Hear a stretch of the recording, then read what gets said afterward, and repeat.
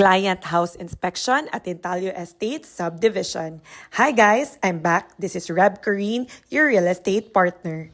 Our client, Mr. and Mrs. P, have purchased a unit at Intalio Estates way back June 2023. It is an Oro model house with 3 bedrooms and 2 toilet and bath. So here's the construction status of Intalio Estates Phase 1. So they already have built Magnum and Roca model houses, and also the 2-bedroom and 3-bedroom houses, which is Fresco and Oro. They have currently turned over 19 units under in-house financing. If you wish to have a faster turnover at Intalio Estates, contact your agent or broker now.